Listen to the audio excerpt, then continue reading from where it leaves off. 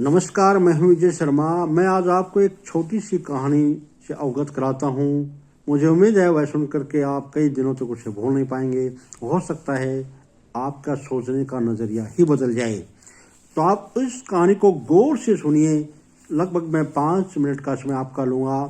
मंदिर के बाहर देर शाम को एक व्यक्ति अकेला बैठा था। कुछ देर के बाद में उसके पास कोई व्यक्ति आता है तो उससे वह कहता है कि मुझे भूख लगी है, मुझे रोटी चाहिए।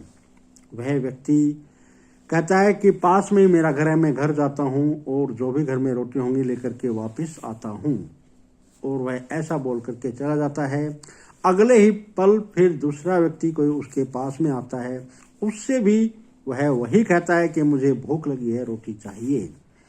और वह व्यक्ति भी यही कहता है कि पास में मेरा घर है, मैं घर जाता हूँ, जो भी रोटी होंगी मैं लेकर के वापस आता हूँ। थोड़ी देर के बाद में पहला व्यक्ति 3 रोटी लेकर के आता है और उसके कुछ ही पल बाद दूसरा व्यक्ति 5 रोटी लेकर के आता है। मंदिर के बाहर बैठा व्यक्ति कहता है कि ठीक है, मैं अकेला नहीं, हम तीनों ही इन्हें मिल बांट करके खाएंगे। 8 रोटी होती हैं और खाने वाले 3 होते हैं, तो उनका बंटवारा कैसे हो। तो मंदिर के बाहर जो पहले से बैठा था व्यक्ति वह कहता है कि 1 रोटी के आप 3 टुकड़े कीजिए। तो 8 रोटी के 3-3 टुकड़े करने से 24 टुकड़े हो जाएंगे और हम 8-8 टुकड़े बांट कर आपस में खाएंगे। वह ऐसा ही करते हैं, हर रोटी के 3 टुकड़े करते हैं और 8 रोटी के 24 टुकड़े करते हैं और 8-8 रोटी के टुकड़े खा करके पेट भर भोजन का आनंद लेते हैं। और कुछ देर बाद बातें ही बातें करते करते वह तीनों वही मंदिर के बाहर सो जाते हैं। जब सुबह उठते हैं तो पहला व्यक्ति जो 3 रोटी लेकर के आया था उसके हाथ में सोने की 4 गिन्नियां होती हैं और वह दूसरा व्यक्ति जो 5 रोटी लेकर के आया था उसके हाथ में भी सोने की 4 गिन्नी होती हैं। जबकि मंदिर के बाहर जो व्यक्ति बैठा था वह वहाँ पर मौजूद नहीं था, वह अंतर्ध्यान हो चुका था या वह वहाँ से जा चुका था। वह कुछ देर तक सोचते हैं कि वह इंसान है, इंसान के रूप में कुछ और था। लेकिन पहला व्यक्ति कहता है कि मैं 3 रोटी लेकर के आया था, इसलिए मुझसे 3 गिन्नी का ही हक बनता है, इसलिए 1 गिन्नी आप ले लो, आपको 5 गिन्नी का हक बनता है, आप 5 रोटी लेकर के आए थे। लेकिन वह दूसरा व्यक्ति मना कर देता, वह कहता नहीं, जब रोटी भी हमने मिल बांट कर ही खाई थी, आपस में बराबर करके इससे 8-8 टुकड़े खाए थे बांट करके, तो गिनने का भी 4-4 गिनने का ही हमारा हक बनता है। लेकिन नहीं, पहला व्यक्ति मना कर देता है।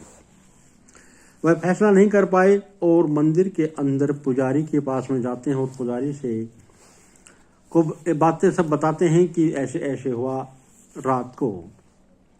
पुजारी कहता है ठीक है, मैं दिन भर सोचूंगा, अगर मैं नहीं कोई फैसला नहीं कर पाया तो फिर मैं कल आपको कुछ न कुछ आपको राय दूंगा।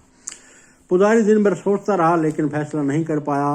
बस कभी दिन में ये सोचता कि एक को 3 गिननी चाहिए, एक को 5 होनी चाहिए, या फिर दूसरा वही हाँ ठीक है, दोनों को 4-4 गिननी ही मिलनी चाहिए। लेकिन वो दिन भर फैसला नहीं कर पाया और रात में जब वो सो जाता है तो सौपन में उनके भगवान आता है और वह भगवान से वह पुजारी वह सभी बातें बताता है कि उनको कैसी कितनी गिन्नी मिलनी चाहिए।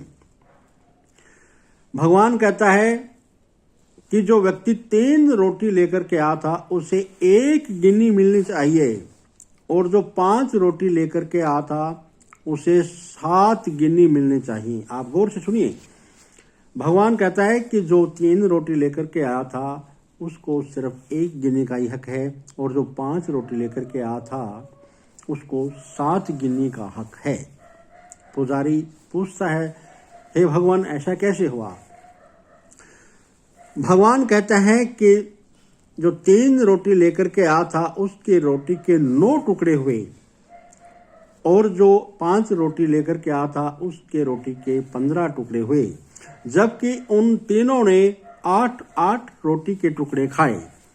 यानी पहला व्यक्ति कि 9 टुकड़े हुए 3 रोटियों के, जबकि उसके हिस्से में 8 रोटी के टुकड़े आए, अर्थात उसकी एक हिस्सा ही उन दोनों में गया। और जो 5 रोटी के लेकर के आया था उसके 15 टुकड़े हुए, जबकि उसके हिस्से में 8 रोटी के टुकड़े आए और 7 रोटी के टुकड़े उन दोनों के हिस्सों में गए।